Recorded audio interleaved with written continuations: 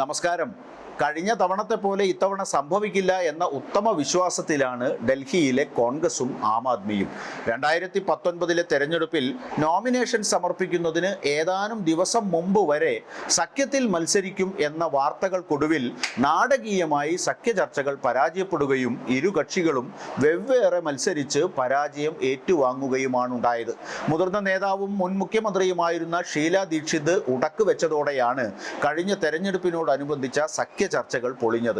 അത്തരം ബുദ്ധിമുട്ടുകൾ ഇത്തവണ ഉണ്ടാകരുതെന്ന ജാഗ്രതയിലാണ് ഇന്ത്യ സഖ്യത്തിലെ കക്ഷികൾ എന്ന നിലയിൽ ഇത്തവണ ഇരു പാർട്ടികളും നീങ്ങുന്നത്. എല്ലാ രാഷ്ട്രീയ അഭിപ്രായ വ്യത്യാസങ്ങളും മാറ്റിവെച്ച് കോൺഗ്രസും ആം ആദ്മി പാർട്ടിയും ഒടുവിൽ കൈകോർക്കുകയും പഞ്ചാബ്, ഡൽഹി, മറ്റ് സംസ്ഥാനങ്ങൾ എന്നിവിടങ്ങളിൽ 2024 ലോക്സഭാ തെരഞ്ഞെടുപ്പിനുള്ള സീറ്റ് പങ്കിടൽ സാധ്യതകളെക്കുറിച്ച് ചർച്ച ചെയ്തത് ഊഷ്മളമായ ചുറ്റുപാടിലാണ് എന്നാണ് പുറത്തുവരുന്ന റിപ്പോർട്ട്. സീറ്റ് വിഭജനത്തിന് അന്തിമ രൂപം നൽകുന്നതിനായി ഇരു പാർട്ടികളും വീണ്ടും യോഗം ചേരാൻ തീരുമാനിച്ചതായും റിപ്പോർട്ടുണ്ട്. തിങ്കളാഴ്ച ന്യൂഡൽഹിയിൽ നടന്ന യോഗത്തിൽ ഉന്നത കോൺഗ്രസ് നേതാക്കളും കോൺഗ്രസിന്റെ സീറ്റ് വിഭജന സമിതി അംഗങ്ങളുമായ മുകുൾ വാസ്നിക്കും അശോക് ഗെഹ്ലോട്ടും പങ്കെടുത്തു. AAPയുടെ പ്രതിനിധി സംഘത്തിൽ രാജ്യസഭാ MP സന്ദീപ് പഥക്, ഡൽഹി മന്ത്രിയായ അതിഷി, സൗരഭ് ഭരദ്വാജ് എന്നിവരാണ് പങ്കെടുത്തത്. മാധ്യമ റിപ്പോർട്ടുകൾ പ്രകാരം ഡൽഹിയിൽ കോൺഗ്രസിന് 3 ലോക്സഭാ സീറ്റുകൾ വാഗ്ദാനം ചെയ്തു എന്നാണ് അറിയുന്നത്.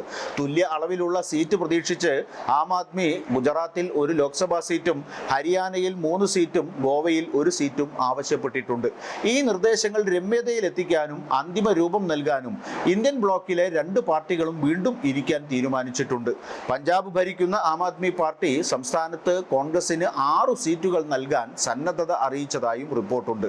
ഞങ്ങൾ വളരെ നല്ല കൂടിക്കാഴ്ചയാണ് നടത്തിയത്. അരവിന്ദ് കെജ്രിവാളിന് വേണ്ടി ഞങ്ങളുമായി ചർച്ച നടത്താൻ മുതിർന്ന AAP നേതാക്കൾ തന്നെ യോഗത്തിൽ പങ്കെടുത്തു.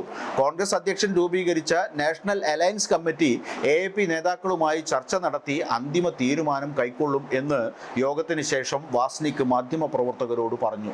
സീറ്റ് വിഭജനത്തെക്കുറിച്ചും മറ്റ് വിഷയങ്ങളെക്കുറിച്ചും ഞങ്ങൾ ആഴത്തിലുള്ള ചർച്ചകൾ നടത്തി. കുറച്ച് ദിവസങ്ങൾക്ക് ശേഷം ഞങ്ങൾ വീണ്ടും കാണും. സീറ്റ് വിഭജനത്തെക്കുറിച്ചുള്ള അന്തിമ ചർച്ച അന്ന് നടക്കും. സീറ്റ് വിഭജന പദ്ധതികൾക്ക് പിന്നീട് അന്തിമ രൂപം നൽകും.